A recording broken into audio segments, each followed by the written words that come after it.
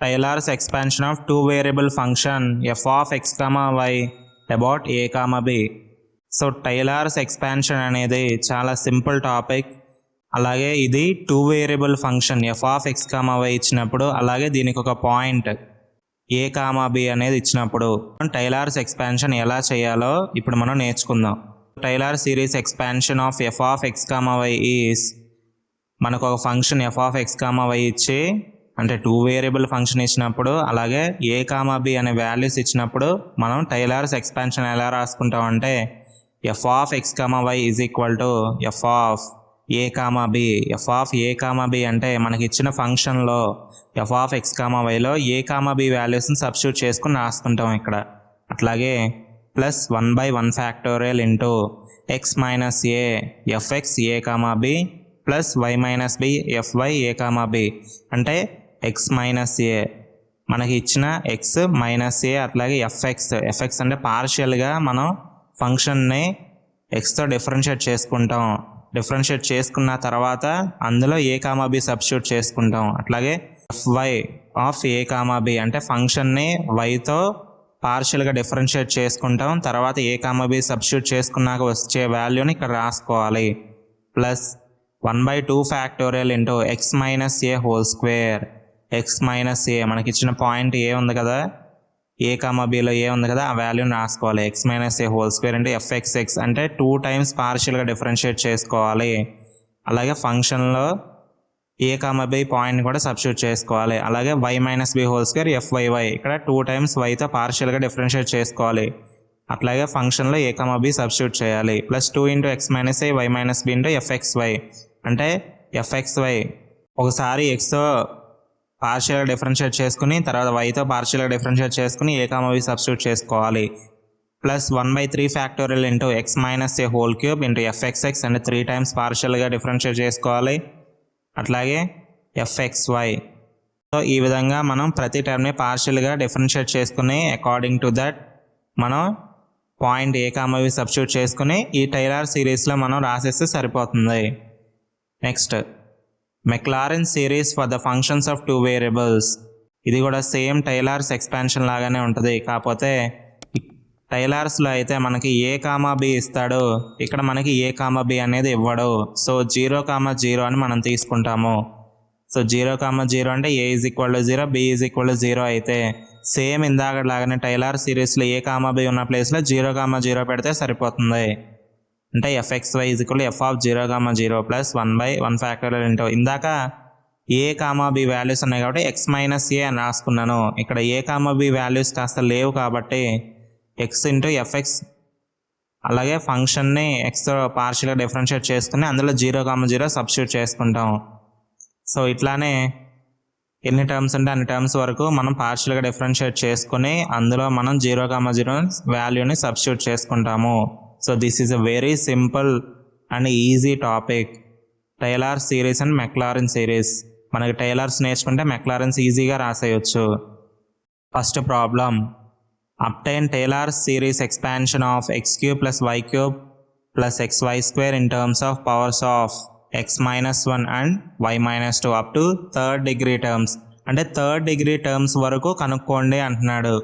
ఇక్కడ మనకి tailor series of expansion మనకి ఇక్కడ f of X comma y ఇచ్చాడు, ఫంక్షన్ ఇచ్చాడు in terms of powers of x-1 and y-2.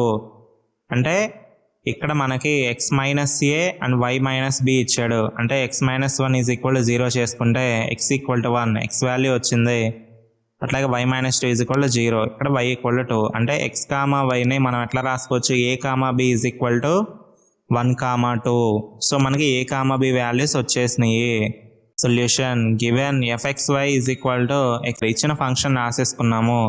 రాసుకున్న తర్వాత ఫంక్షన్లో మనకి ఇచ్చిన పాయింట్ 1,2ని సబ్స్టిట్యూట్ చేసుకున్నట్లయితే 13 వస్తుంది. అట్లాగే f x of X comma y అంటే ఫంక్షన్లో అంటే ఫంక్షన్ని పార్షియల్గా 1 టైం ఎక్స్తో డిఫరెన్షియేట్ చేయాలి. పార్షియల్గా మనం డిఫరెన్షియేట్ చేసుకున్నట్లయితే ఫంక్షన్ని అప్పుడు మనకి వాల్యూ ఏమొస్తుంది అంటే 3x² + y² అని వస్తుంది. సో ఈ 3x² ప్లస్ y²లో మనం పాయింట్ కనుక సబ్స్టిట్యూట్ చేసుకున్నట్లయితే fx(1,2) మనం ఫంక్షన్లో పాయింట్ని సబ్స్టిట్యూట్ చేసుకున్నాం. ఇక్కడ సబ్స్టిట్యూట్ చేసుకున్నట్లయితే మనకి ఆన్సర్ ఏమొస్తుంది 7.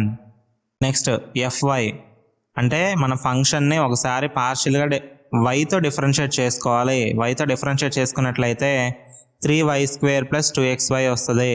సో ఇక్కడ ఈ వచ్చిన వాల్యూలో మనం a, bని పెట్టుకుంటే సబ్స్టిట్యూట్ చేసేసుకుంటే అప్పుడు మనకి వాల్యూ ఏమొస్తుంది fy(1,2) ఈజ్ ఈక్వల్ టు 16 వస్తుంది. అట్లాగే fxx అంటే 2 టైమ్స్ పార్షియల్గా డిఫరెన్షియేట్ చేసుకుంటాం ఫంక్షన్ని. అంటే fxx equal to ∂2f/∂x². So దీన్నే మనం ఎలా రాసుకోవచ్చు అంటే ∂x ఆఫ్ ∂f/∂x అప్పుడు ∂2f/∂x² అవుతుంది. అంటే fxx వాల్యూ వస్తుంది. ఇక్కడ మనకి వచ్చిన ఇనీషియల్గా మనకి ∂f/∂x వాల్యూ వచ్చింది. That is nothing but fx value. ఈ వచ్చిన fxని ఇక్కడ ∂f/∂x దగ్గర రాసుకుంటే ఈ వచ్చిన ఈ fxని మనం ఇంకొకసారి xతో పార్షియల్గా డిఫరెన్షియేట్ చేసుకోవాలి. అంటే ఈ 3x² మళ్ళీ ఇంకోసారి మనం పార్షియల్గా xతో డిఫరెన్షియేట్ చేసుకున్నట్లయితే ∂x of 3x² plus y² మనం పార్షియల్గా డిఫరెన్షియేట్ చేసుకుంటే 3 ఇంటూ x² అంటే 2x ప్లస్ y అంటే కాన్స్టెంట్ కాబట్టి 0 6x అవుతుంది. సో ఇక్కడ fxx అనేది మనం క్యాలిక్యులేట్ చేసుకుంటే 6x అవుతుంది. అలాగే మనం ఈ fxxలో పాయింట్ పెట్టుకుంటే అప్పుడు 6 వస్తుంది. అట్లాగే fxy అంటే ∂x ఆఫ్ ∂f/∂y మనం ఆల్రెడీ పార్షియల్గా డిఫరెన్షియేట్ చేసి పెట్టుకున్న ∂f/∂yని మళ్ళీ మనం ఇక్కడ ∂x/∂xతో పార్షియల్గా డిఫరెన్షియేట్ చేసుకోవాలి. అంటే xతో పార్షియల్గా డిఫరెన్షియేట్ చేసుకుంటే అప్పుడు మనకి fxy వస్తుంది. లేదా ∂f/∂xని ఇంకోసారి ∂y అంటే వైతో పార్షియల్గా డిఫరెన్షియేట్ చేసుకున్నట్లయితే fxy వస్తుంది. సో ఇక్కడ మనం చూసుకున్నట్లయితే fxy is equal to ∂x of 3y² plus 2xy. xతో నేను పార్షియల్గా డిఫరెన్షియేట్ చేసుకున్నాను కాబట్టి ఇక్కడ y² y టర్మ్స్ మాత్రమే ఉన్నాయి కాబట్టి 0 plus 2y into 1 is equal to 2y. fxy value వచ్చేసింది fxy. అలాగే ∂y ఆఫ్ ∂f/∂x ఇప్పుడు x వాల్యూస్ పెట్టుకున్నా కూడా సేమ్ అదే వస్తుంది 2y. నెక్స్ట్ fxyలో పాయింట్ పెట్టుకుంటే 1,2 పెడితే సబ్స్టిట్యూట్ చేసుకుంటే 2 ఇంటూ 2 అంటే 4 అవుతుంది. నెక్స్ట్ fyy అంటే ∂y ఆఫ్ ∂f/∂y మనకు వచ్చిన ∂f/∂yని మరొకసారి మనం పార్షియల్గా వైతో డిఫరెన్షియేట్ చేసుకున్నట్లయితే then will get the fyy. So 3y² plus 2xy పార్షియల్గా మనం వైతో డిఫరెన్షియేట్ చేసుకుంటే మనకు ఆన్సర్ ఏమొస్తుంది అంటే 6y ప్లస్ 2x వస్తుంది. సో ఇందులో మనం పాయింట్ సబ్స్టిట్యూట్ చేసుకుంటే fyy ఆఫ్ 1,2 అనేది 14 వస్తుంది. ఇక్కడ ∂2f/∂x²ని మనం ఇంకోసారి మనం పార్షియల్గా డిఫరెన్షియేట్ చేసుకున్నట్లయితే ఇప్పుడు మనం 3 టైమ్స్ పార్షియల్గా డిఫరెన్షియేట్ చేసుకున్నట్లు ∂x ఆఫ్ 6x అంటే 6. అట్లాగే fxxy అంటే ఇక్కడ మనం మళ్ళీ ∂f/∂x ∂yని ఒకసారి మళ్ళీ మనం పార్షియల్ డిఫరెన్షియేషన్ చేసుకుంటే విత్ రెస్పెక్ట్ టు x చేసుకుంటే మనకి fxxy వస్తుంది. సో ఇక్కడ మనకి పార్షియల్ డిఫరెన్షియేట్ చేసుకుంటే అన్ని కాన్స్టెంట్ టర్మ్స్ ఉన్నాయి కాబట్టి 0 అయిపోయింది. అలాగే fxyy. సో ఇలానే ఈ విధంగా మనకి టైలర్ సిరీస్లో ఇక్కడ మనకి 3rd డిగ్రీ టర్మ్స్ వచ్చే వరకు ఏమైతే ఎక్స్పాన్షన్లు ఉన్నాయో అన్ని టర్మ్స్ మనం క్యాలిక్యులేట్ చేసుకున్నట్లయితే then fxy is equal to xy రాసుకొని అట్లాగే f(a, b) అంటే 13 plus 1/1 factorial into x minus a అంటే x minus 1 into fx(a, b) అంటే వాల్యూని సబ్స్టిట్యూట్ చేసుకుందాం.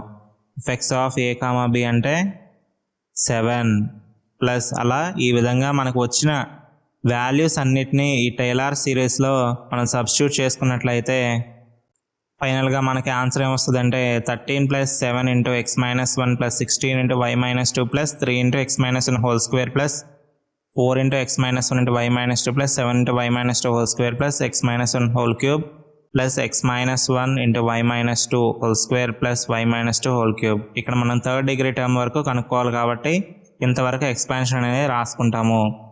సో ఇది చాలా సింపుల్. మనం టర్మ్స్ కనుక్కొని ఆ టర్మ్స్ని తీసుకొచ్చి ఈ సిరీస్లో మనం ప్లేస్ చేయటమే. So Maclaurin's and Taylor series expansion చాలా ఇంపార్టెంట్ అండ్ చాలా ఈజీ టాపిక్ ఇది. స్కోరింగ్ టాపిక్ కూడా ఇది.